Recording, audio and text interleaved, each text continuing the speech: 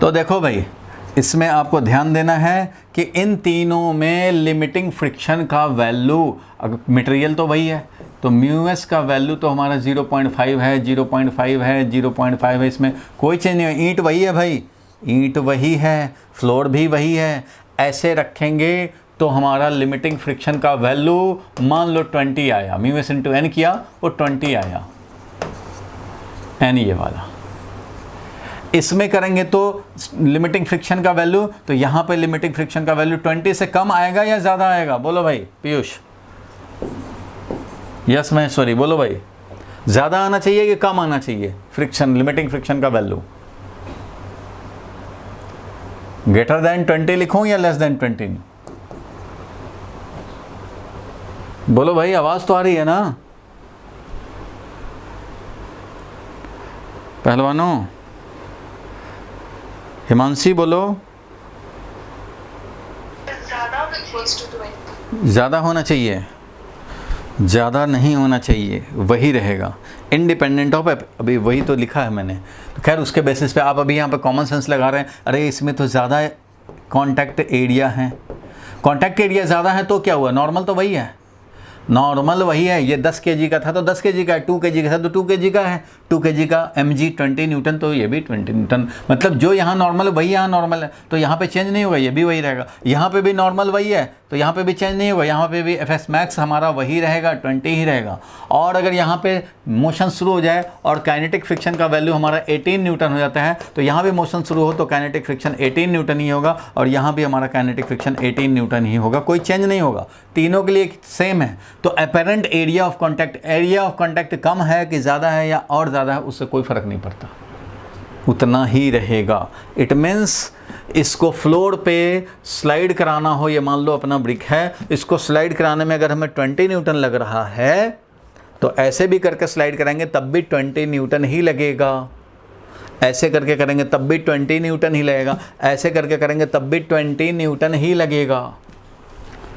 Limiting friction का value या kinetic friction independent of apparent area of contact.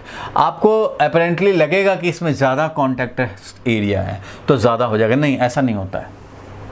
क्यों नहीं होता है वो भी ज़रा लॉजिक समझ लो।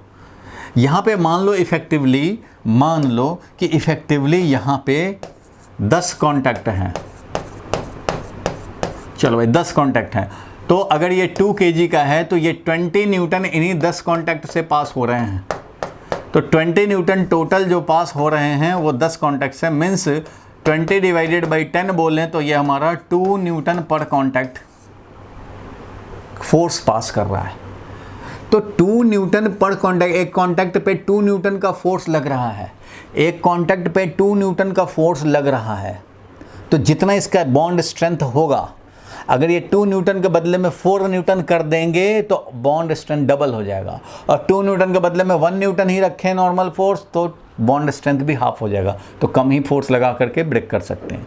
तो यहाँ पे 10 है कॉन्टैक्ट, यहाँ 20 है कॉन्टैक्ट, भैया 20 कॉन्टैक्ट है लेकिन वेट तो वही है, तो वही 20 न्यूटन पास होगा, और 20 कॉन्टैक्ट है तो पर कॉन्टैक्ट एक न्यूटन पास होगा, 20 न्यूटन 20 कॉन्टैक्ट तो 1 न्यूटन पर कॉन्टैक्ट, यहाँ 2 न्यूटन पर कॉन्टैक्ट। मतलब यहाँ पे एक कॉन्टैक्ट का बॉन्ड ब्रेक करने के लिए ये नॉर्मल पास हो रहा है 2 न्यूटन, यहाँ पे हर कॉन्टैक्ट पे 1 न्यूटन ही पास कर रहा है। तो यहाँ पे एक बॉन्ड को ब्रेक करने के लिए अगर तुम्हें 2 न्यूटन चाहिए तो यहाँ पे एक कॉन्टैक्ट को ब्रेक करने के लिए 4 न्यूटन चाहिए, क्योंकि डबल नॉर्मल पास हो रहा है हर कॉन्टैक्ट पे, तो उसके बॉन्ड को ब्रेक करने के लिए, ब्रेक करोगे तभी तो स्लाइड करा पाओगे, तो बॉन्ड को ब्रेक करने के लिए जितना ज़्यादा नॉर्मल होता है उतना ही ज़्यादा बॉन्ड स्ट्रेंथ ज़्यादा होता है, इसलिए स्लाइडिंग करना मुश्किल होता है। तो नॉर्मल भाई यहाँ पे पर कॉन्टैक्ट 2 न्यूटन का पास कर रहा है, यहाँ पे पर कॉन्टैक्ट 1 न्यूटन, और यहाँ पे मान लो 40 कॉन्टैक्ट हो गया, अपेरेंट एरिया बढ़ गया, तो तुम्हें लगता है कि कॉन्टैक्ट पॉइंट्स जो हैं वो 40 बन गए, तो कोई बात नहीं है, 20 न्यूटन और 40 कॉन्टैक्ट मीन्स हाफ न्यूटन पर कॉन्टैक्ट। तो अब जरा समझो, यहाँ पे कितने कॉन्टैक्ट थे? 10 कॉन्टैक्ट थे। अगर एक कॉन्टैक्ट को ब्रेक करने के लिए अगर F0 फोर्स चाहिए, एक कॉन्टैक्ट को ब्रेक करने के लिए, मोशन कराने के लिए F0 फोर्स चाहिए, तो यहाँ पे 10 थे तो 10 F0 चाहिए। तो यहाँ पे लिमिटिंग फ्रिक्शन मोशन कराने के लिए कितना चाहिए? तो 10 F0 चाहिए। ठीक है भाई, एक बॉन्ड को ब्रेक करने के लिए F0 चाहिए, 10 बॉन्ड थे ऐसे तो उनको ब्रेक करोगे उतना फोर्स चाहिए, तो 10 F0 चाहिए। मीन्स ये है लिमिटिंग फ्रिक्शन का वैल्यू, इससे ज़्यादा लगाओगे तभी मोशन शुरू होगा।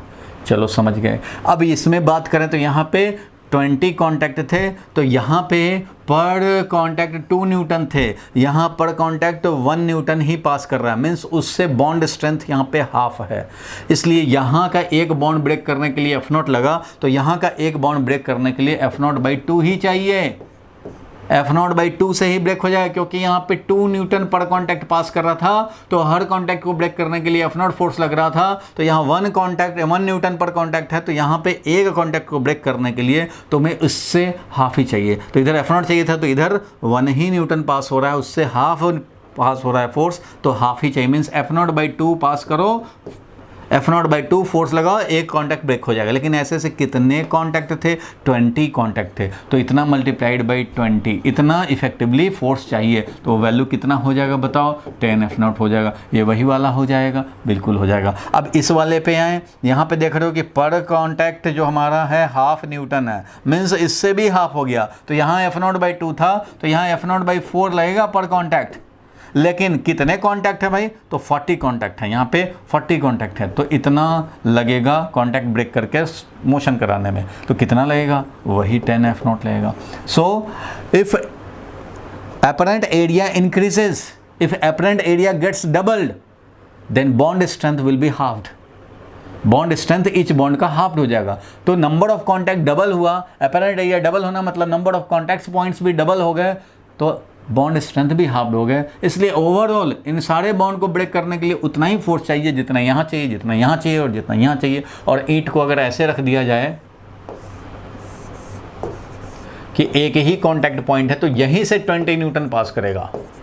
और जब 2 के करस्पॉन्डिंग F0 था, 2 न्यूटन जब पास करता था बॉन्ड पे तो F0 लगता था, तो यहाँ पे 20 न्यूटन पास हो रहा है, 2 से 10 टाइम्स ज़्यादा, तो यहाँ पे भी 10 F0 लगेगा। मीन्स ऐसे भी एक पॉइंट पे भी कांटेक्ट लिया हो तब भी 10 F0 चाहिए। सो अपेरेंटली कितना एरिया ऑफ कांटेक्ट है उससे इंडिपेंडेंट हो रहा है, क्योंकि जितना अपेरेंट एरिया ऑफ कांटेक्ट यानी नंबर ऑफ कांटेक्ट पॉइंट्स बढ़ेंगे, बॉन्ड स्ट्रेंथ उतने ही टाइम्स कम हो जाएंगे, और overall requirement of the force to slide the block to start the motion remains same। बात समझ में आ गया? तो थर्ड लॉ क्या है कि इंडिपेंडेंट काइनेटिक फ्रिक्शन हो या लिमिटिक फ्रिक्शन हो, independent of apparent area of contact. याद रहेगा भाई? बोलो, समझ गए? yes, तो ये समझ गए, तो अब इसको हटाया जाए। चलो, और एक लामिस थ्योरम में थोड़ा सा दिखा देता हूँ, न्यूमेरिकल सॉल्व करने में काम आता है, शॉर्टकट है। तो इक्विलिब्रियम के लिए लिख लो भाई, एक शॉर्टकट हम लोग देखें, लामिस थ्योरम। ये लामिस थ्योरम क्या है? तो ये सिंपल सा थ्योरम है, मैथमेटिकल है एक्चुअली, लेकिन आपको इसका रिजल्ट यूज़ करने हैं न्यूमेरिकल में शॉर्टकट के लिए। कभी कभी क्या होता है कि एक बॉडी जो इक्विलिब्रियम में है या कोई ब्लॉक है, इसमें 3 फोर्स लग रहे हों, 3 फोर्स लग रहे हों, और ये इक्विलिब्रियम में हो। इफ 3 कंकरेंट फोर्स, एक ही बॉडी पे लगने वाला force, if 3 concurrent forces make a body और सिस्टम इन इक्विलिब्रियम, अगर 3 फोर्स इक्विलिब्रियम बनाते हैं, इक्विलिब्रियम का मतलब क्या हो गया? नेट फोर्स 0, मतलब F1 फोर्स और F2 force and F3 force मिल करके ये 0 करते हैं, तभी तो इक्विलिब्रियम बनेगा। अगर ये 3 कंकरेंट फोर्स अगर 0 नेट बनाते हैं, नेट फोर्स 0 होता है, F1 F2 एंड F3, ये 3 फोर्स अगर हमारा 0 नेट फोर्स प्रोड्यूस करते हैं इस पे, यानी कि इक्विलिब्रियम में रखते हैं इसको, तो इस कंडीशन में इनमें रिलेशन एक है, लामिस साहब ने बताया। ये अगर मान लो F2 और F3, F1 और F2 के बीच में एंगल है अल्फ़ा मान लो, और F1 और F3 में मान लो कि ये एंगल है गामा, ये वाला एंगल है मान लो बीटा। तो रिलेशन ये है, लामिस साहब का कहना था कि जब ये तीनों मिल करके इक्विलिब्रियम में रखे हैं, 3 फोर्स के लिए ही लामिस थ्योरम अप्लाई करते हैं, 3 फोर्स इक्विलिब्रियम में अगर रखे हैं तो उस कंडीशन में F1 first force divided by sine of first force F1 का वैल्यू डिवाइडेड बाई F1 छोड़ करके बाकी जो हैं इन दोनों के बीच का एंगल। F1 है एंगल का नाम तो आप अल्फा बीटा गामा, कोई भी किसी को अल्फा बना सकते हो, किसी का बीटा, किसी का गामा। जो याद रखने वाली बात है वो ये है कि F1 डिवाइडेड बाई F1 छोड़ दो बाकी दोनों का एंगल का साइन, यानी कि साइन बीटा हो गया। यहाँ के इस डायग्राम में क्या हो गया, बीटा। अगर इसको अल्फा बोलते तो अल्फा, ज़्यादातर F1 के सामने वाला को अल्फा, बुक में अगर देखोगे कहीं तो ये तुम्हें अल्फा दिखा के रखेगा। F1 के सामने वाला अल्फा लिया, मान लो F2 के सामने वाला बीटा लिया और F3 के सामने वाला इधर गामा लिया। अगर ऐसा है, ऐसा ही ज़्यादातर बुक वाले दिखाते हैं, तो कहीं आप कंफ्यूज मत हो जाना कि सर ने अल्फा दिखाया उधर बीटा है।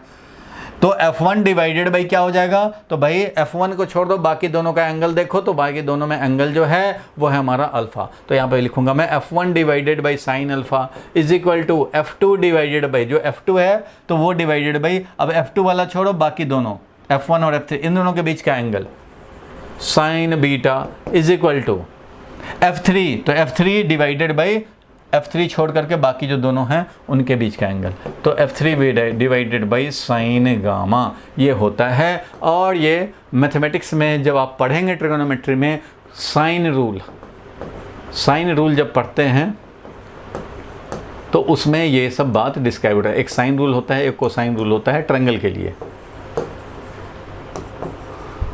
किसी भी ट्रायंगल के लिए ये होता है। तो खैर मैथ्स का पार्ट अभी में नहीं जानना, अभी मैं बस इतना ही जानना है। लामी साहब ने यह बताया कि if 3 concurrent forces are making system और keeping system in equilibrium then relation between the forces and the angles वो ये है कि F1 divided by sine of the other जो दो फोर्स हैं उनके बीच का angle is equal to F2 divided by sine beta equal to F3 divided by sine gamma, ये होता है। ठीक है, ये है लामीज़ थ्योरम, ध्यान रखना ये रिलेशन।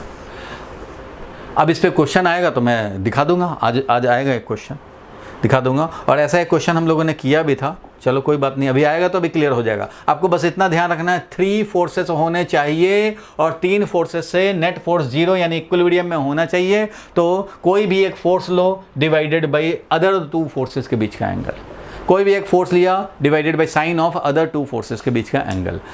अब अगर F1 तुम्हें मालूम है और ये अल्फ़ा बीटा मालूम है और F2 निकालना हो तो इसकी ज़रूरत नहीं है, इतने में हम लोग काम कर लेंगे।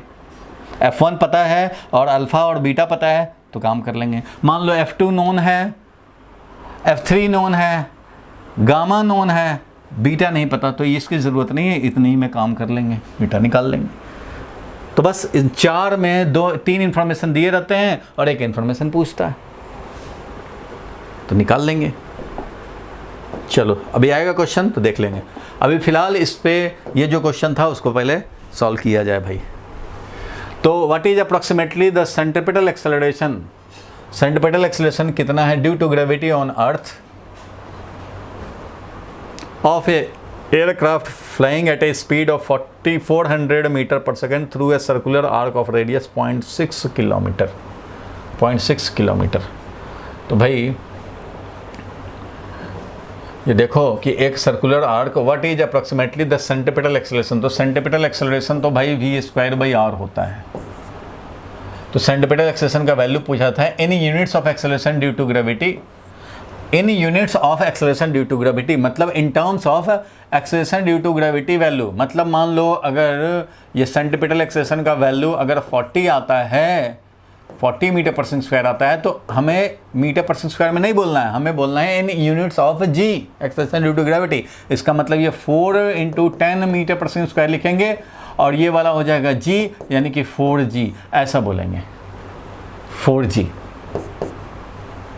तो इसका वैल्यू जब बताएंगे सेंट्रिपिटल एक्सेलरेशन का इन टर्म्स ऑफ जी तो ये वैल्यू हो जाएगा 4।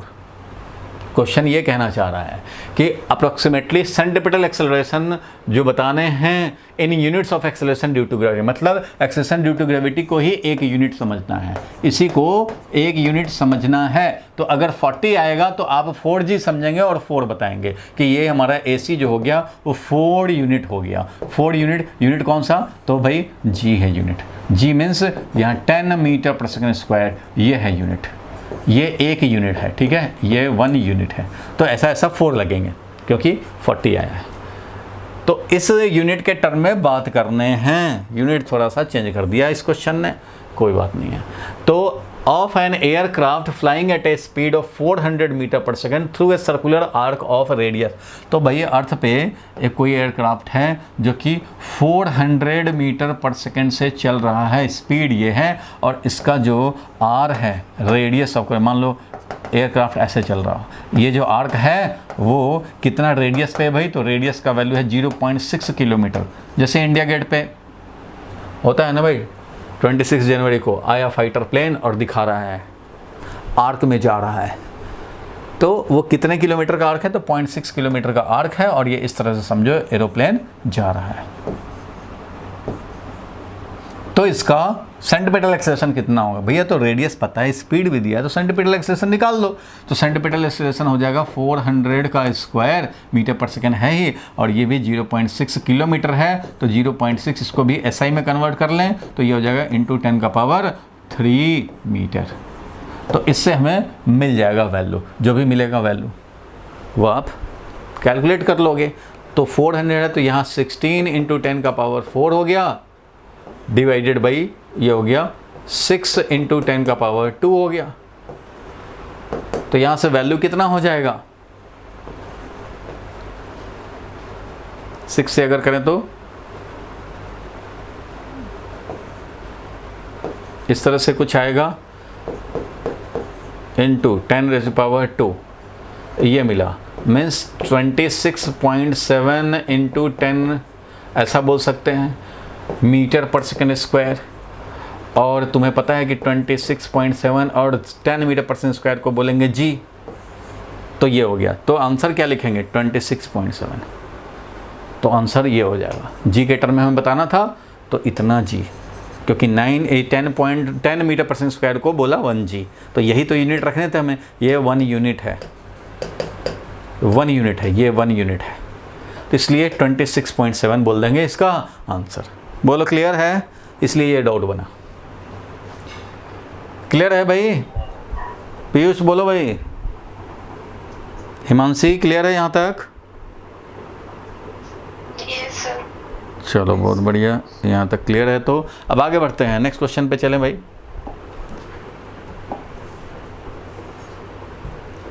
अच्छा ये तो दिखाई नहीं देगा,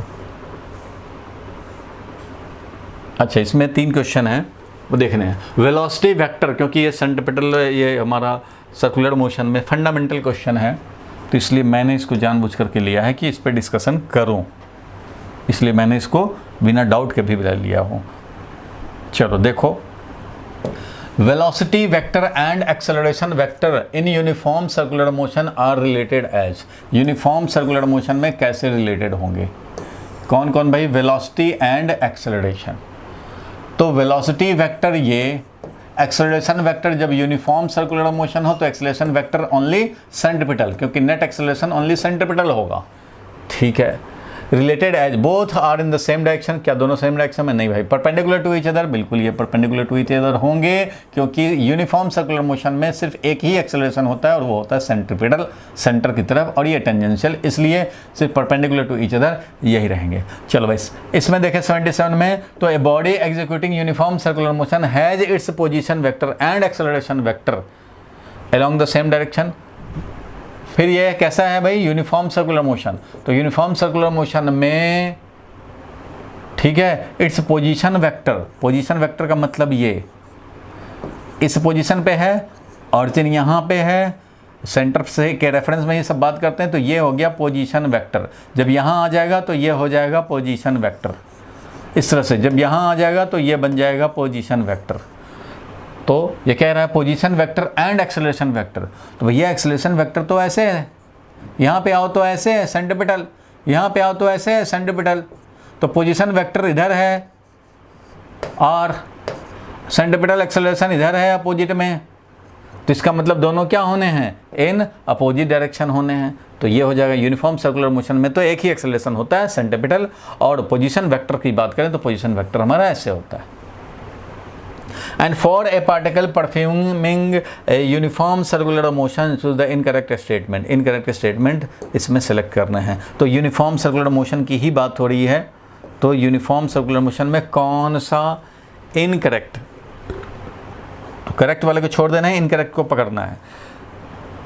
magnitude of particle velocity remains constant, तो ये तो करेक्ट है भाई, magnitude of particle velocity constant रहता है, बिल्कुल रहता है। Particle velocity remains directed perpendicular, particle velocity remains directed perpendicular to radial vector. तो भाई रेडियल वेक्टर से पार्टिकल का वेलोसिटी तो परपेंडिकुलर ही होता है, पार्टिकल वेलोसिटी रिमेन्स डायरेक्टली किधर भाई, तो वो directed perpendicular to the radius vector. तो रेडियस वेक्टर ये है, इसके परपेंडिकुलर होता है, बिल्कुल होता है भाई परपेंडिकुलर में वेलोसिटी वेक्टर, इसलिए ये भी करेक्ट है। थर्ड में देखेंगे भाई, थर्ड में देखेंगे तो direction of acceleration keeps changing as the particle moves, direction of acceleration keeps changing as the particle move. तो ये बात ठीक है भाई कि जैसे डायरेक्शन जो है वो चेंज होता रहता है, किसका, direction of acceleration keeps changing as the particle moves. यहाँ पे है तो एक्सेलरेशन का डायरेक्शन ये है, यहाँ पे है तो एक्सेलरेशन का डायरेक्शन ये है, यहाँ पे है तो एक्सेलरेशन का डायरेक्शन ये है, तो कीप्स ऑन चेंजिंग, तो ये भी करेक्ट है, करेक्ट करेक्ट करेक्ट। और ये magnitude of acceleration does not remain constant, magnitude of acceleration does not remain constant, तो नहीं भैया, मैग्नीट्यूड ऑफ एक्सेलरेशन तो हमारा कांस्टेंट रहता है, वो तो सेम वैल्यू का, magnitude of acceleration is constant, direction is changing, hence acceleration is changing, but magnitude of acceleration is not changing, this is constant. Uniform circular motion है भाई, हर जगह स्पीड सेम है, इसलिए ये कांस्टेंट है, तो इसमें कोई कन्फ्यूजन वाली बात नहीं है। और ज़्यादातर बच्चों ने इसको डाउट में नहीं भेजा है, फिर भी एक बार कराना जरूरी था इसको, इसलिए मैंने ले लिया था। चलो आगे बढ़ते हैं, ये 79 नंबर क्वेश्चन जल्दी से। विच of the following statement is incorrect, कौन इनकरेक्ट है वो देखने हैं, इनकरेक्ट को सिलेक्ट करने हैं। इसके पहले वाला क्वेश्चन तो देख लिया था भाई, इसके पहले वाला क्वेश्चन बोले तो ये था, ये तो देख लिया था, हाँ देख लिया। चलो ये वाला क्वेश्चन, तो इसमें हम लोग डिस्कस करें विच of the following is incorrect. तो इनकरेक्ट को ढूंढ रहे हैं भाई, ढूंढेंगे कि कौन कौन सा इनकरेक्ट स्टेटमेंट है। आवाज़ सबको आ रही है? बीच में 5 मिनट का गायब हो गया, पता भी नहीं चला मुझे, चलो मेहनत बेकार हो गया। चलो आगे बढ़ते हैं। विच ऑफ द फॉलोइंग कौन इनकरेक्ट है, तो in one dimensional motion, question कह रहा है कि in one dimensional motion the velocity and acceleration of an object are along the same line. तो भाई वन डायमेंशनल मोशन में, 1D मोशन में तो वेलोसिटी एंड एक्सेलरेशन ये तो सेम लाइन के अलोंग होते ही, एक्सेलरेशन इधर हो चाहे इधर हो, वेलोसिटी इधर हो चाहे इधर हो, सब तो एक ही लाइन पे होंगे। पॉजिटिव निगेटिव होना अलग बात है, राइट वर्ड हो चाहे लेफ्ट वर्ड हो, लेकिन रहेंगे एक ही लाइन पे, तो एक ही लाइन के अलोंग डायरेक्टेड होंगे, इसलिए ये है करेक्ट। 1D मोशन में यही होता है। अब देखो इन 2 डायमेंशन, 2 और 3 dimension the angle between velocity and acceleration vector may have any value between 0 to 180। तो 2 डायमेंशनल एंड 3 डायमेंशनल, तो 2 डायमेंशनल मतलब motion in a plane, 3 dimensional का मतलब है मोशन इन स्पेस। ये है मोशन इन प्लेन और 3D का मतलब है मोशन इन स्पेस। प्लेन में मोशन मतलब एक चींटी को बोर्ड पे रख दिया, उसका मोशन, चींटी चल रहा है, फ्लोर पे चल रहा है, तो चींटी का motion, motion in a plane है। और एक बटरफ्लाई हो, भाग रहा है, इधर इधर जा रहा है, फिर इधर भी आया, मतलब एक्स की तरफ भी चला, वाई की तरफ भी चला, जेड की तरफ भी चल रहा है, ऐसे ऐसे भी जा रहा है, तो उसको बोलते हैं motion in 3D, motion in space. तो ऐसे कंडीशन में बोल रहे हैं वेलोसिटी एंड एक्सेलरेशन के बीच का एंगल, तो एक्सेलरेशन और वेलोसिटी के बीच का एंगल यहाँ पे 0 से 180 डिग्री कुछ भी हो सकता है, बिल्कुल हो सकता है, कुछ भी हो सकता है, वेलोसिटी कहीं भी हो सकता है, एक्सेलरेशन कहीं भी हो सकता है। तो इन जनरल 2 वेक्टर के बीच में यही तो एंगल होता है 180 तक का। और एंगल बिटवीन 2 वेक्टर बोलते हैं जब दोनों का टेल मिला रहे, तब जो स्मॉलर एंगल होते हैं उसी को एंगल बिटवीन 2 वेक्टर बोलते हैं। ए वेक्टर बी वेक्टर हो तो इन दोनों के बीच के एंगल को किसको बोलते हैं भाई, एक मान लो वेलोसिटी है, एक एक्सेलरेशन है, तो इन दोनों के बीच का एंगल किसको बोलेंगे, तो भैया जब दोनों का टेल मैच कर दो और तब देखो स्मॉलर एंगल कौन है वही लेंगे। चाहे तो दोनों का हेड मैच कर दो, ए को पैरेलल शिफ्ट किया यहाँ लाए, बी को पैरेलल शिफ्ट किया यहाँ लाए, अब इन दोनों का जब हेड मैच कर जाए तब भी स्मॉलर एंगल ले लेंगे। तो ये वाला एंगल लें, यही है थीटा, या ये एंगल लें, ये भी थीटा। देखो यही ए बी को हमने ऐसे कर दिया और इस ए को ऐसे कर दिया, तो यही वाला तो है थीटा। तो ये दोनों तो एंगल बिटवीन टू वेक्टर यही होता है भाई। तो अगर मैं स्पेस की बात करूं तो स्पेस में ये वाला एंगल हो सकता है वेलोसिटी एंड एक्सेलरेशन में। कैसे? तो एग्जांपल दिखाता हूं। मान लो हम लोग बात करें एक कोई भी बॉडी प्रोजेक्ट कर रहे हैं कुतुब मीनार के टॉप से, तो एक्सेलरेशन तो फिक्स है भाई, एक्सेलरेशन तो होना है जी डाउनवर्ड में ही, एक्सेलरेशन तो होना है जी डाउनवर्ड में ही। अच्छा भाई, एक्सेलरेशन तो फिक्स हो गया। अब क्या वेलोसिटी इसको देख करके हम लोग करेंगे कि इधर फेंके इधर फेंके, कहीं भी फेंक सकते हैं भाई रमेश, ये थोड़ी देखेगा कि एक्सेलरेशन किधर है। इधर थ्रो किया एंगल 30 डिग्री, इधर थ्रो किया angle 60 degree, velocity and acceleration में एंगल 60 डिग्री, इधर थ्रो किया तो वेलोसिटी एंड एक्सेलरेशन में एंगल 90 डिग्री, 90 तक पहुंच गए। ऐसे थ्रो किया तो वेलोसिटी एंड एक्सेलरेशन में एंगल 120, ऐसे थ्रो कर दिया 170, ऐसे थ्रो कर दिया 180 एंगल, ऐसे थ्रो कर दिया तो ये 150 ये वाला एंगल, क्योंकि दोनों के बीच का स्मॉलर एंगल, टेल तो मिला हुआ, वेलोसिटी हमने ऐसे दिया, एक्सेलरेशन ये है कुतुब मीनार के टॉप से, तो ये वाला है एंगल बिटवीन टू, ये वाला नहीं लेंगे एंगल, ये वाला लेंगे स्मॉलर वाला। ऐसे प्रोजेक्ट कर दिया 150 एंगल है, ऐसे प्रोजेक्ट कर दिया 90 डिग्री एंगल है, ऐसे प्रोजेक्ट कर दिया 60 डिग्री एंगल है, ऐसे कर दिया 30 डिग्री एंगल। इट मीन्स 0, इधर प्रोजेक्ट कर दिया तो 0 एंगल है, एक्सेलरेशन वेलोसिटी सेम डायरेक्शन, इधर कर दिया 90 डिग्री और इधर कर दिया तो 180, मीन्स 0 to 180 कुछ भी हो सकता है। तो ये भी बोलना क्या है, करेक्ट है। और अब सी वाला ऑप्शन देखते हैं भाई, तो सी वाला में क्या लिख रहा है, द काइनेमेटिक इक्वेशन, जो काइनेमेटिक इक्वेशंस हैं for uniform acceleration. Kinematic equation जो यूनिफॉर्म एक्सेलरेशन के लिए था वो था कि v is equal to u plus a t, s is equal to u t plus half t square, ये वाला v square is equal to u square plus. तो क्या ये यूनिफॉर्मली एक्सेलरेटेड मोशन के लिए काइनेमेटिकल इक्वेशन है? क्या this kinematic equations for uniform acceleration can be applied in case of uniform circular motion? तो भैया यूनिफॉर्म सर्कुलर मोशन के इसको नहीं अप्लाई कर सकते, इसको थोड़े ही अप्लाई कर सकते हैं, ये तो कांस्टेंट एक्सेलरेशन के लिए है। और यूनिफॉर्म सर्कुलर मोशन में acceleration vector is not constant, acceleration is changing in direction, इसलिए कांस्टेंट नहीं है, तो इन इक्वेशंस को इधर नहीं अप्लाई कर सकते, तो ये अप्लाइड नहीं होगा। इसलिए kinematic equation for uniform circular motion can be applied, तो ये रॉन्ग हो जाएगा, ये हमारा इनकरेक्ट हो जाएगा। तो इनकरेक्ट सेलेक्ट करना था तो इनकरेक्ट सेलेक्ट कर लेंगे इसको। डी वाला ऑप्शन चेक कर लेते हैं, the resultant acceleration of an object in circular motion, circular motion में resultant acceleration is towards the centre only if speed is constant. तो ये बोलना तो ठीक है भाई, ये बोलना तो करेक्ट है कि only in case of uniform circular motion, अगर यूनिफॉर्म सर्कुलर मोशन है, ध्यान देना, अगर यूनिफॉर्म सर्कुलर मोशन है तभी हमारा नेट एक्सेलरेशन, जो एक्सेलरेशन है वो हमारा टुवर्ड्स सेंटर होगा। Resultant acceleration of an object in uniform circular motion is towards centre only if it is speed is constant. तो इसका जब स्पीड कांस्टेंट होगा तभी तो होगा, ये स्पीड जब कांस्टेंट हो मीन्स यूनिफॉर्म सर्कुलर मोशन में ही net acceleration towards centre directed होता है। अगर ये नॉन यूनिफॉर्म सर्कुलर मोशन होता तो एक सेंटर की तरफ सेंट्रिपेटल एक्सेलरेशन होता और एक टेंजेंशियल होता, वेलोसिटी के डायरेक्शन में हो या अपोजिट में हो। तो जब टेंजेंशियल एक्सेलरेशन होगा और ये हमारा सेंट्रिपेटल एक्सेलरेशन, तो नेट एक्सेलरेशन हमारा कुछ ऐसे हो जाएगा भाई, तो नेट एक्सेलरेशन तो हमारा ऐसे हो गया, तो ये तो टुवर्ड सेंटर नहीं होगा। क्वेश्चन कह रहा है कि रिजल्टेंट एक्सेलरेशन, यही तो नेट मतलब रिजल्टेंट, तो ये नेट एक्सेलरेशन हमारा ये अवे फ्रॉम सेंटर है, ये सेंटर से डिफरेंट डायरेक्शन में, different from the centre, centre की तरफ नहीं है।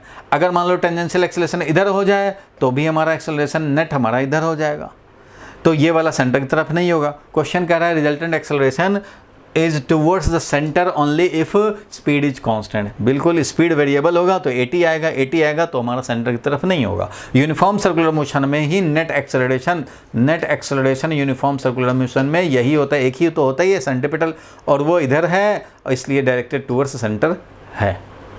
तो ये तभी होगा जब यूनिफॉर्म सर्कुलर मोशन हो, इट मीन्स टेंजेंशियल एक्सेलरेशन क्या रहे, 0 रहे, तभी नेट एक्सेलरेशन हमारा टुवर्ड्स सेंटर होगा। तो ये करेक्ट है।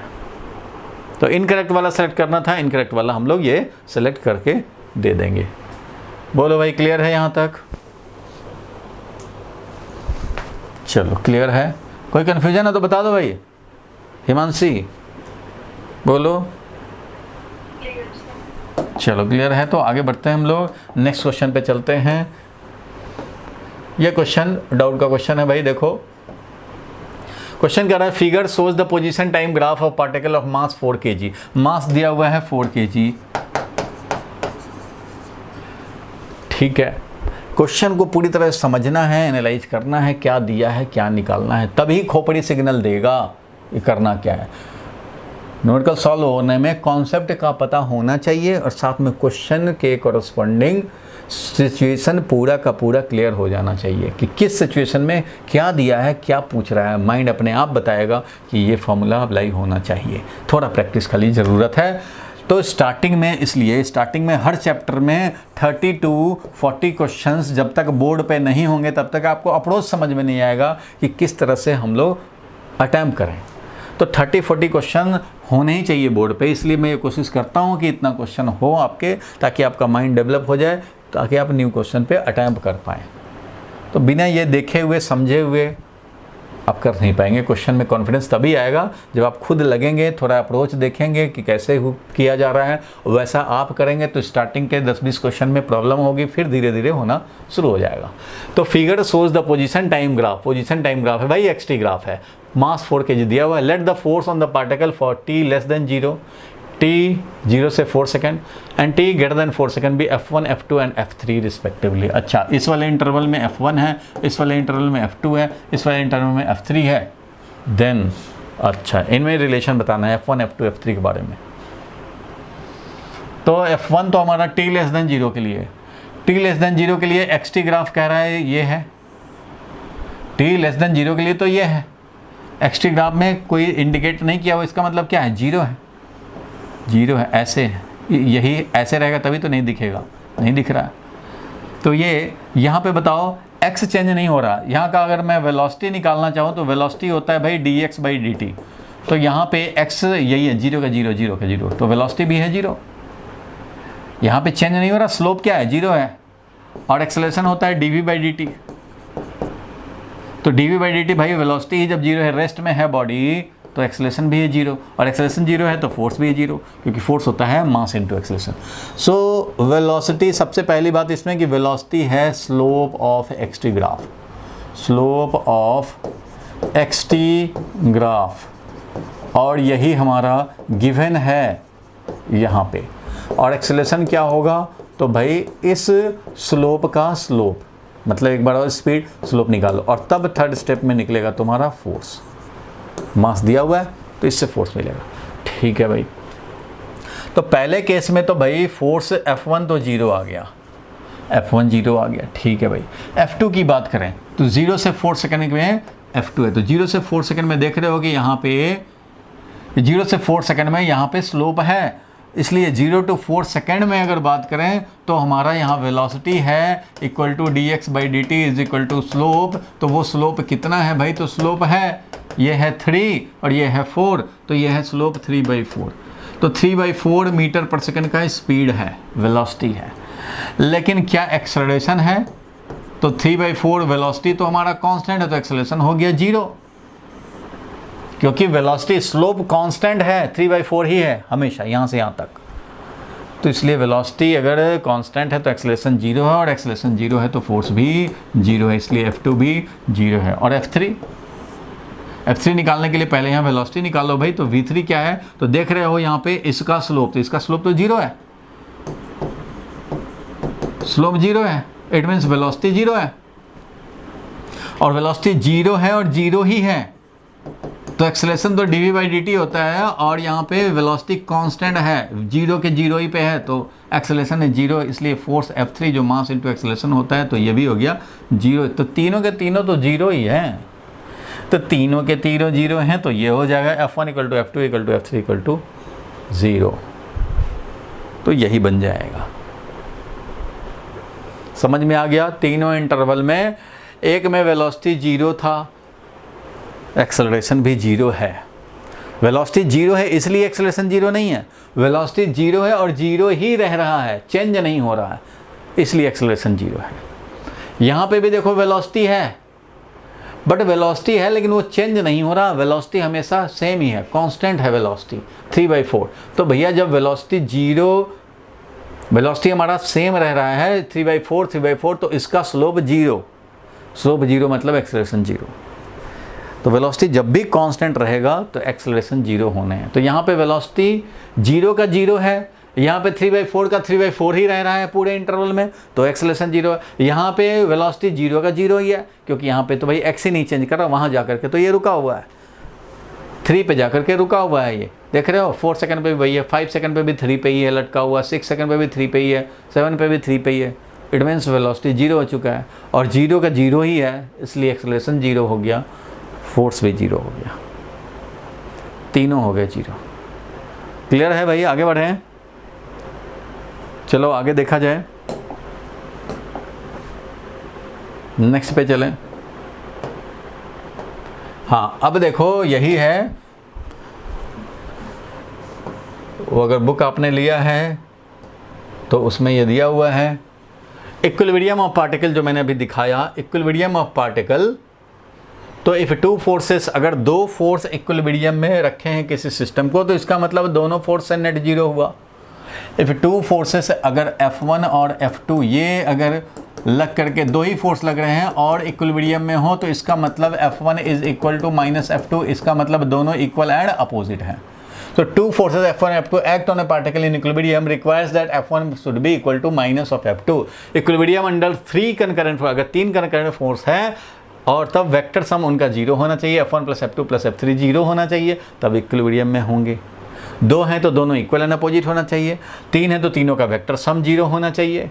तो कंकरेंट फोर्स होता क्या भाई? तो forces acting together on a body, सब एक ही बॉडी पे लग रहे हों at the same point is called concurrent force. उसको कंकरेंट फोर्स बोलते हैं। जैसे यहाँ पे है F1 भी लग रहा है, F2 भी लग रहा है, F3 भी लग रहा है, कंकरेंट फोर्स बोलते हैं। And a number of concurrent forces acting on the body is set to be in equilibrium. अगर सारे का रिजल्टेंट, अगर 4 हो, 5 हो, 7 हो, तो सबका रिजल्टेंट क्या होना चाहिए? 0 होना चाहिए, तभी हमारा इक्विलिब्रियम होगा। ठीक है भाई, इसी से रिलेटेड है लामीज थ्योरम। तो यहाँ देखो मेन पॉइंट में उसी बुक में दिया हुआ है लामीज थ्योरम, बिना डायग्राम का दिया हुआ है, कोई बात नहीं है, देखो क्या दिया है वो समझें। तो according to Lami's theorem, when 3 concurrent force F1, F2, F3 acting on a body are in equilibrium, then F1 upon sin alpha, F2 upon sin beta, F3 upon sin gamma। दिया है, अच्छा डायग्राम दिया हुआ है। तो F1 divided by, देख रहे हो अल्फा दिया है, F2 तो F2 के सामने वाला एंगल ये हो गया बीटा, और F3 के सामने वाला गामा। तो ये रिलेशन होल्ड करता है, ये आता है मैथ से, ट्रिग्नोमेट्री में रिलेशन होता है, साइन रूल इसको बोलते हैं। ठीक है भाई, alpha is angle between F2 and F3 और beta angle between F3 and F1, इस तरह से एंड सो ऑन। आगे बढ़ते हैं हम लोग, इस पर क्वेश्चन जब आएगा तो अभी देखेंगे ही। लामीज थ्योरम बताया था, आ गया। देखो ये क्वेश्चन था जो मैंने शायद क्लास में कराया था without Lami's theorem, without Lami's theorem कराया था। आज अभी लामीज थ्योरम देख लेते हैं। तो देखो विदाउट लामीज थ्योरम बताया था, तो अगर याद हो आपको कॉन्सेप्ट कि भाई यहाँ पे टेंशन, ये अगर 5 kg इक्विलिब्रियम में है, इसका मतलब 15 न्यूटन, तो यहाँ का टेंशन भी है 50 न्यूटन। ठीक है भाई, इधर तो दिया ही हुआ है 50 न्यूटन, बिल्कुल दिया हुआ है भाई। ठीक है, अब ये टेंशन का वैल्यू अगर कोई बोले निकालने को तो निकाला जा सकता है। फिलहाल ये है कि मैंने उस दिन बताया था method first without Lami's theorem normal. तो ये T है, निकालना क्या था इस क्वेश्चन में? देखो direction at the mid point of the rope. ठीक है, the angle made by the rope with the vertical, angle made by the rope with vertical, ये वाला एंगल चाहिए, ये वाला एंगल चाहिए। तो ये T का इधर वाला जो कंपोनेंट है वो हो गया T cos थीटा, इधर वाला कंपोनेंट जो हो गया इस टेंशन का वो हो गया T sin थीटा। तो याद होगा उस दिन मैंने इक्विलिब्रियम के लिए लिखा था कि ये वाला इक्विलिब्रियम में है, तो इधर हमारा इस पे 50 न्यूटन लग रहा है, इधर से भी टेंशन का फोर्स ये 50 न्यूटन लग रहा है। इस पार्टिकल के बारे में सोचे तो वर्टिकली T cos थीटा, इधर 50, तो वर्टिकल इक्विलिब्रियम के लिए हमने लिखना है होगा T cos theta is equal to 50 newton. बिल्कुल भाई, T cos थीटा 50 और T sin थीटा वो भी 50। अच्छा भाई, तो T sin थीटा जो कि लेफ्टवर्ड है is equal to rightward force, means वो भी 50 न्यूटन। इसलिए T cos थीटा, तो हम लोग रेशियो ले लें तो tan theta sin theta upon cos theta, T cancel हो गया, is equal to 1 theta is equal to 45 degree. तो ये हम लोगों ने निकाला था, मेथड नंबर 1 उस दिन किया था, याद होगा। ठीक है भाई, आज मेथड नंबर 2 हम लोग लामीज थ्योरम से कर सकते हैं। लामिस थ्योरम से काम कर सकते हैं। लामिस थ्योरम से क्या कर सकते हैं भाई, तो ये थीटा हमें निकालना है, ये थीटा निकालना है। तो भैया ये अगर थीटा तुम्हें निकालना है तो यहाँ पे दो फोर्स की बात करें तो यहाँ पे जो फोर्सेस लग रहे हैं, पहले वो दिखा दूँ मैं कि फोर्स जो लग रहे थे, यहाँ मैं मिटा दे रहा हूँ ये सब एनालिसिस, हमें कुछ भी एनालिसिस करने की ज़रूरत नहीं है। 3 फोर्स डायरेक्ट दिख रहे हैं कि ये टेंशन का फोर्स, ये हमारा 50 न्यूटन फोर्स और ये वाला 50 न्यूटन फोर्स। तो 2 फोर्स पता है और एंगल ये है भाई, देखो ये थीटा, यही हमें निकालना है। तो ये अगर थीटा है तो मैं बोल सकता हूँ कि ये तो 90 डिग्री है, तो ये 90 प्लस थीटा, मतलब ये मैं बोलूँ कि अकॉर्डिंग टू लामिस थ्योरम अगर मैं बात करूँ तो कोई एक फोर्स, मान लो यही है हमारा F1 फोर्स, तो 50 डिवाइडेड बाई इसके सामने वाला, तो 50 डिवाइडेड बाई बाकी जो 2 बचे हैं उनके बीच का एंगल, तो 90 plus theta, sine 90 degree plus theta is equal to, अब टेंशन का तो हमें पता नहीं है तो उसका नहीं लिखेंगे, कोई बात नहीं, 50 डिवाइडेड बाई ये और इक्वल टू 50 डिवाइडेड बाई ये, 50 डिवाइडेड बाई इसके सामने वाला ये वाला एंगल, तो ये कितना होगा, टोटल 180 में से थीटा निकल गया, यानी 180 डिग्री माइनस थीटा। तो यहाँ लिखूँगा ये वाला 50, ये सेकंड है, मान लो F2 है, ये F1 है, तो मैं लिख रहा हूँ F1 डिवाइडेड बाई, अब इधर लिख रहे हैं F2 डिवाइडेड बाई ये वाला, तो ये वाला एंगल कितना है, तो साइन 180 डिग्री माइनस थीटा। बस इससे हमारा काम बन जाएगा। क्या करेंगे भाई, तो ये भी 50, ये भी 50, इसका मतलब ये जब दोनों इक्वल है, न्यूमरेटर इक्वल है तो डिनोमिनेटर भी इक्वल होंगे। साइन 90 प्लस थीटा, इसका मतलब ये हो गया कि sine 90 plus theta is equal to sine 180 degree minus theta. Formula मालूम है ट्रिग्नोमेट्री का, तो आप कह सकते हो साइन 90 प्लस थीटा होता है cos theta, sine 90 plus theta होता है कॉस थीटा, और साइन 180 माइनस थीटा होता है, साइन 180 माइनस थीटा होता है साइन थीटा। तो cos theta is equal to sine theta means tan theta is equal to 1, theta is equal to 45 degree. तो यहाँ से भी सॉल्व हो जाएगा भाई। तो इस तरह से हम लोग सेकंड मेथड से भी लामिस थ्योरम यूज करके कर सकते हैं काम। ये वाला मालूम है तो ये डिवाइडेड बाई ये वाला एंगल साइन, ये मालूम है तो ये डिवाइडेड बाई ये वाला एंगल का साइन, बस काम कर दिए लामिस थ्योरम से। बोलो भाई क्लियर है यहाँ तक। और जब भी इस टाइप के क्वेश्चंस आएंगे तो वो हम लोग इजीली कर सकते हैं। चलो आगे बढ़ते हैं भाई, नेक्स्ट पे चलते हैं। तो नेक्स्ट क्वेश्चन देखो, a rocket is going up. फटाफट देखो भाई, ये बहुत लोगों का डाउट था। A rocket is going upward with accelerated motion. अच्छा भाई, एक रॉकेट जा रहा है अपवर्ड में एक्सेलरेटेड मोशन से। देखो रॉकेट वाले केस में अगर वेरिएबल मास सिस्टम है, मास वेरी कर रहा हो, वेरिएबल मास सिस्टम, और आपसे पूछे कि इतने टाइम पे क्या होगा और मास उसका चेंज होता है, तो variable mass system not in syllabus. Variable mass system, इसलिए रॉकेट प्रोपल्सन जो है ना वो सिलेबस में नहीं है कि variable mass system. Constant mass system ही आपको पढ़ने हैं, इसलिए ये कांस्टेंट मास सिस्टम है, रॉकेट नाम है तो भी कांस्टेंट मास सिस्टम है, काम चल जाएगा। लेकिन वेरिएबल मास सिस्टम होगा तो फिर नहीं कि 2 सेकंड के बाद क्या होगा, 1 मिनट के बाद क्या होगा, तो भाई मास चेंज हो रहे हैं तो उस कंडीशन वो चीज़ आपको सिलेबस में नहीं पढ़ने हैं। फिलहाल रॉकेट है, ये इसमें देखते हैं हम लोग। Rocket is going upward with accelerated motion. Accelerated motion जा रहा है, ठीक है भाई, एक्सेलरेटेड मोशन होगा कुछ, a naught acceleration. A man sitting in it. अच्छा मैन इसमें बैठा हुआ है, अच्छा कोई मैन इसमें बैठा हुआ है, sitting in it, feels his weight increased 5 times its own wait.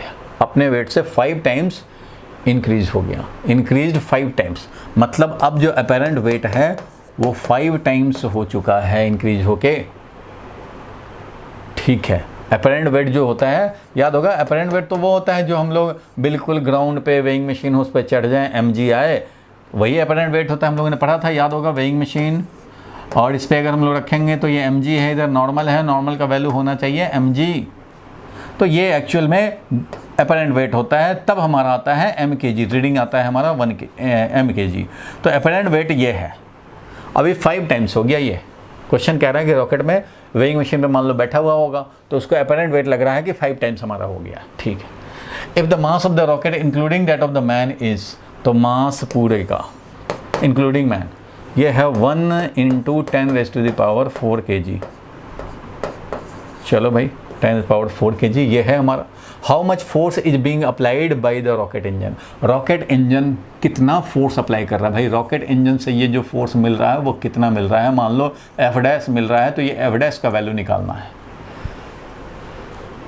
और ये तुम्हें पता लग चुका है कि अपरेंट वेट कितना हो गया है, ऑलमोस्ट 5 टाइम्स हो गया है। तो भैया अपरेंट वेट 5 टाइम्स होने का मतलब समझ रहे हो, जो वेट एक्चुअल वेट होता तो नॉर्मल mg लगना चाहिए था, इसका मतलब कि नॉर्मल जो एंडेस है वो 5 mg लग रहा है, तभी तो रीडिंग 5 टाइम्स होगा। रीडिंग तो हमारा होता है ये नॉर्मल डिवाइडेड बाई जी, तो ये अपरेंट वेट 5 टाइम्स होना मतलब नॉर्मल जितना होना चाहिए था उससे 5 टाइम्स है, तो इसका मतलब इतना नॉर्मल हो चुका है। क्यों? एक्सेलरेट हो रहा है।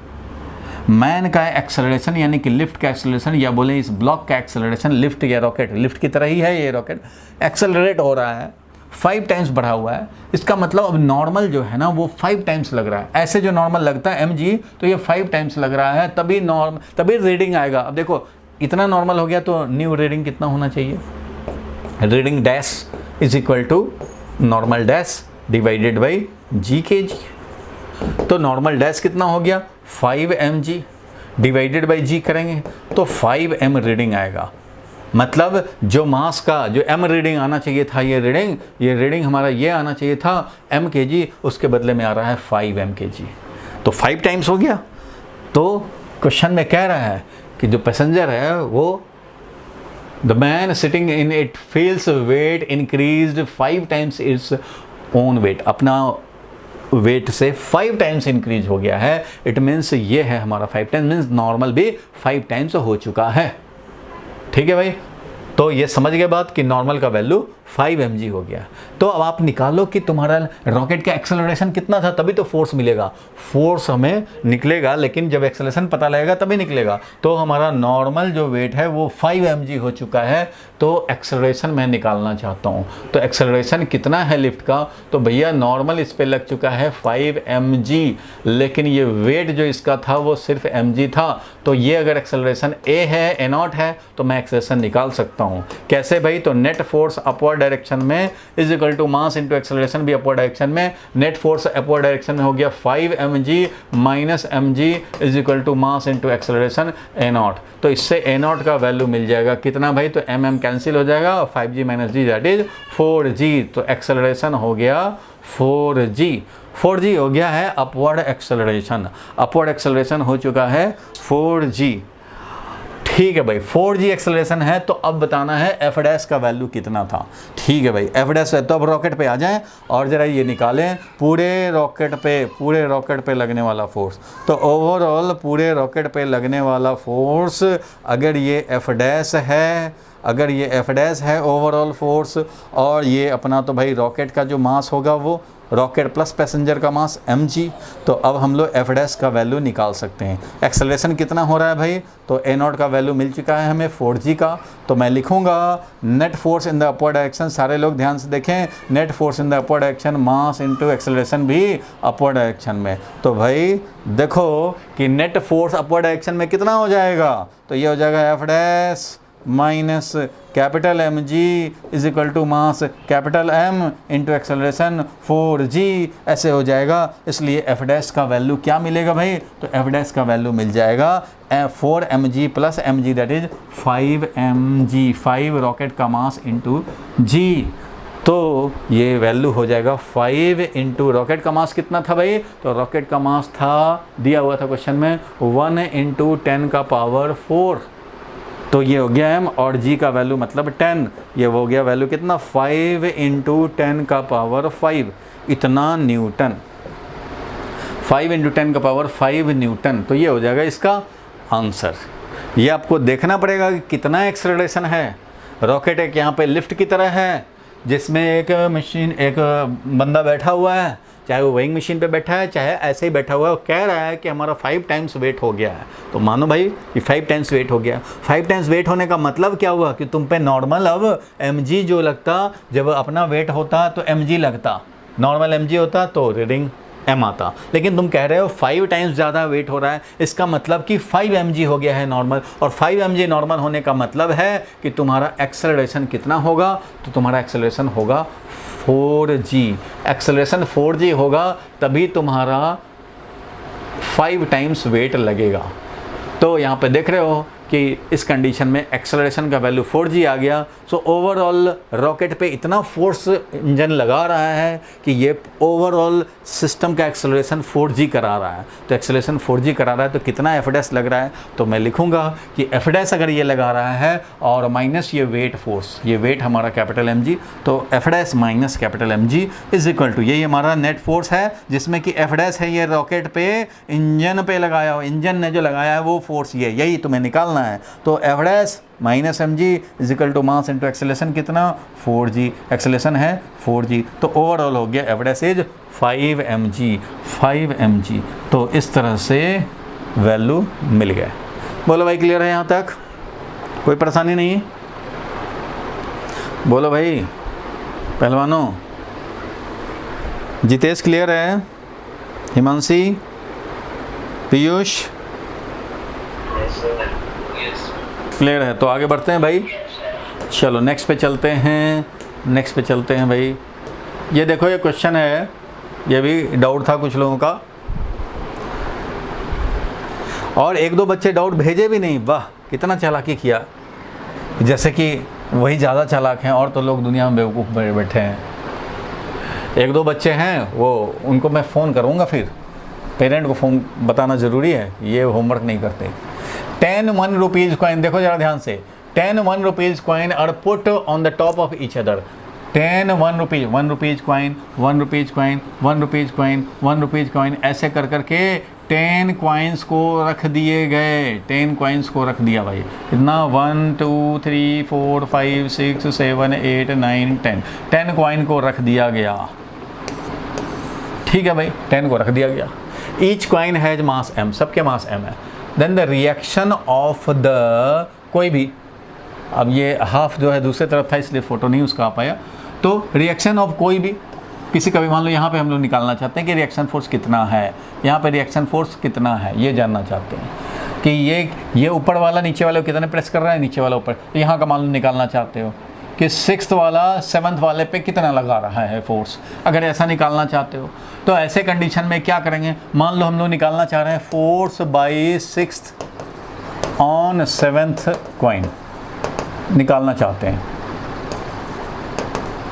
तो भैया 6 और 7 के बीच में बाउंड्री लगाओ और ये फोर्स दिखाओ, यही है n0 मान लो, तो ये n0 चाहिए तुम्हें, यही 6th वाले ने 7th पे लगाया है धक्का, या 7th वाले ने 6 पे लगाया है डाउनवर्ड, तो ये n0 है, ये भी n0 है। तो भैया इसको कैसे निकालोगे, तो इसको सिस्टम बना लो, तो क्या हो जाएगा, तो इसको जब सिस्टम बनाएंगे तो 4 kg आएगा, 4 ये ना ऊपर 4 है, 10 नंबर 9 नंबर 8 नंबर और 7 नंबर, तो ऊपर 4 है, 1 2 3 4, मतलब ये समझो कि 4m मास है, इस पे लगेगा वेट, ठीक है, इस पे वेट लगेगा कितना भाई, तो मास इंटू जी, ये वेट लगेगा। तो ये जो नॉर्मल फोर्स यहाँ से n0 लगा रहा है, वही तो इन चारों को कौन इक्विलिब्रियम में रखा है, ये जो फोर्स लगाया है वही तो इक्विलिब्रियम में, चारों मिला करके एक सिस्टम समझ लो।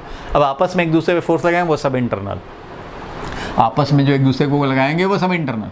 अब ये है तुम्हारा सिस्टम, 4 डिस्क यानी कि 4 कॉइन एक साथ, तो भैया इनको कौन यहाँ इक्विलिब्रियम में रखा है, इनका टोटल वेट तो 4 mg है, तो इस पे जो नॉर्मल लगा रहा है ये वाला 7th नंबर है और ये 6th नंबर है, तो ये जो नॉर्मल है वो by 6th coin on 7th coin है, वो n0 है, और ये इक्विलिब्रियम में पड़ा हुआ है भाई, इक्विलिब्रियम में पड़ा हुआ है, दो ही फोर्स है, इसका मतलब दोनों इक्वल एंड अपोजिट है, बिल्कुल है भाई। तो हम लोग बोलेंगे कि n0 जो है वो 4 mg है, 4 mg है, बिल्कुल होगा। अब कोई पूछ दे, यही हो गया आंसर इसका 4 mg। अच्छा, अगर कोई बोले कि अच्छा 10th वाले पे 9th वाले ने कितना लगाया, तो 10th वाले को खाली सिस्टम बना लो और इसका mg लग रहा है, तो 9th वाला ही तो इस पे mg लगा रहा होगा, तभी तो ये इक्विलिब्रियम में है।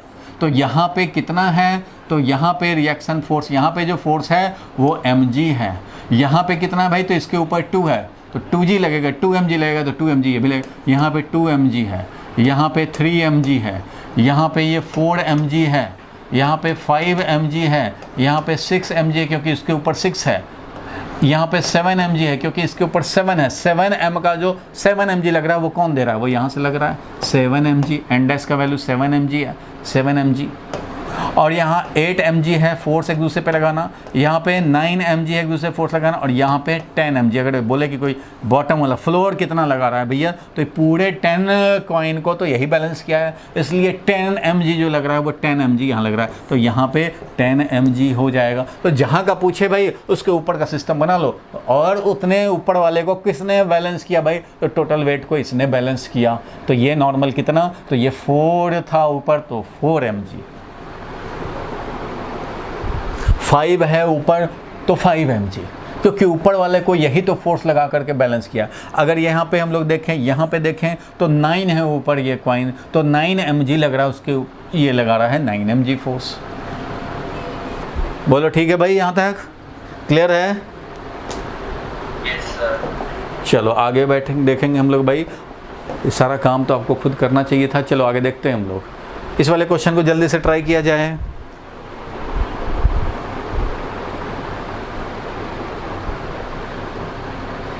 ये लास्ट क्वेश्चन है आज के लिए। अगर 2-4 क्वेश्चन बच गए होंगे तो अगले संडे में लूँगा मैं, क्योंकि 5 बजे से 12th का क्लास होता है, इसलिए ये लास्ट होगा। ए स्ट्रीम ऑफ वाटर, ये तो सबका डाउट होना चाहिए। ये stream of water flowing horizontally with speed of 15 metre per second gushes out of a tube of cross section. देखो भाई, जैसे पाइप से हम लोग फ्लेक्सिबल पाइप जो लाते हैं ना, नल में लगा दिया, एक तरफ से टैप में, बाथरूम में टैप में लगा दिया, और दूसरी तरफ से इधर प्लांट्स को देने के लिए। तो इस तरह से मान लो ये है, और यहाँ से हम लोग वाटर इजेक्ट हो रहा है 15 मीटर पर सेकेंड से, 15 मीटर पर सेकेंड से बाहर निकल रहा है। और इसका क्रॉस सेक्शन दिया हुआ है, क्रॉस सेक्शन दिया हुआ है। क्रॉस सेक्शनल एरिया कितना दिया हुआ है भाई, तो क्रॉस सेक्शन दिया है 10⁻² metre square. And hits the vertical wall, यहाँ से वर्टिकल वॉल को हिट कर रहा है, वर्टिकल वॉल को हिट कर रहा है, नॉर्मली इसको हिट कर रहा है। ठीक है भाई, करो hit. एस्यूमिंग it does not rebound, उसके बाद ये वाटर जो इस पर स्ट्राइक करता है वो सीधे नीचे गिर जाता है, रिबाउंड नहीं करता, रिबाउंड करके इधर नहीं वापस आता, ये नीचे गिर जाता है। ठीक है। The force exerted on wall by the impact of water as, wall पे कितना फोर्स लगा रहा है, या वॉल पे फोर्स वही लग रहा है जो वाटर पे लग रहा है, एक्शन रिएक्शन फोर्स। और वाटर पे कितना लग रहा है वो इजीली निकाल सकते हो, change in momentum of water पर यूनिट टाइम, यही होता है dp/dt, dp/dt मोमेंटम। तो भाई कितना मास लेके जा रहा है पर सेकेंड, कितना मास स्ट्राइक कर रहा है पर सेकेंड, मल्टीप्लाइड बाई कितने वेलोसिटी से। अगर delta m mass delta t time में स्ट्राइक किया भी वेलोसिटी से, तो इसका मतलब इतना मोमेंटम लेके गया और 0 हो गया जाके मोमेंटम। बोलो भाई, मान लो एम मास स्ट्राइक किया डेल्टा टी टाइम में, delta m mass v velocity, तो डेल्टा एम वी लेके गया और बन गया क्या, 0। 0 मोमेंटम हो गया।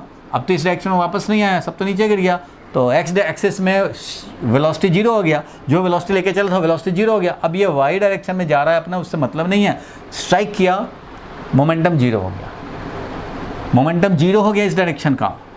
उसी डायरेक्शन में तो फोर्स लगने हैं, ऐसे स्ट्राइक करेगा, इसी पे फोर्स लगने हैं, इसी पे इसको लगने हैं, ये वाल पे ऐसे लगाएगा, ये ऐसे लगाएगा। तो भैया चेंज इन मोमेंटम पर यूनिट टाइम, मोमेंटम में कितना चेंज होगा, तो ये मास डेल्टा एम स्ट्राइक किया, डेल्टा एम कितना, डेल्टा टी टाइम में कितना मास, तो इसका डेंसिटी मल्टीप्लाइड बाई कितना वॉल्यूम ट्रांसफ़र हो रहा है पर unit time, multiplied by this speed. ये वॉल्यूम है, ये स्पीड है भाई, स्पीड को मैं अलग लिखूं, ये स्पीड लिख रहा हूँ, ये वाला भी स्पीड है, और ये वॉल्यूम बोल रहा हूँ, वॉल्यूम। और वॉल्यूम पर यूनिट टाइम कितना ट्रांसफ़र होता है, तो थोड़ा सा आपको पेशेंस रख करके कैसे मैं समझाऊँ आपको। ये वॉल्यूम ट्रांसफ़र का रेट होता है area of cross section into v, area of cross section into v ये होता है। अब ये होता है, मैं कैसे बताऊँ,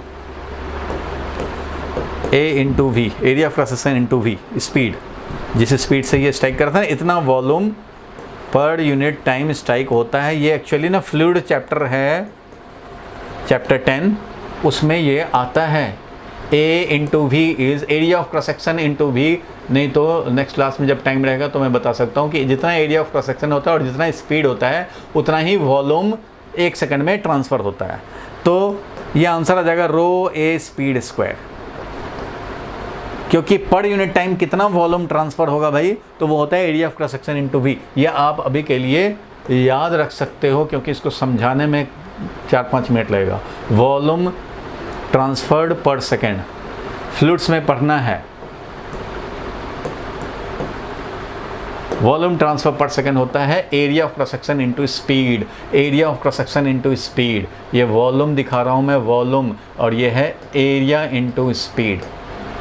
जब हम लोग वहाँ पढ़ेंगे तो वहाँ पे इसका डिटेल होगा, लेकिन अभी के लिए आप याद रखो कि कभी किसी क्रॉस सेक्शन से v स्पीड से निकल रहा हो तो कितना वॉल्यूम ऑफ लिक्विड निकलेगा, तो area of cross section into speed, ये है वॉल्यूम इजेक्टेड या वॉल्यूम ट्रांसफर्ड पर सेकेंड।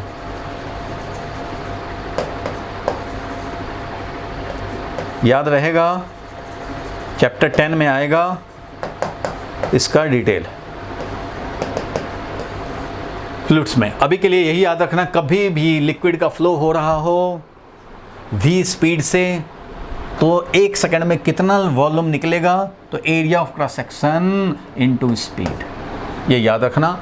और इसके अकॉर्डिंगली हम लोग काम कर देंगे। अब ये वैल्यू रख देंगे, रो दिया है वह, अगर वाटर है तो रो नहीं भी देगा तो भी आपको 10⁻³ kg पर क्यूबिक मीटर होता है।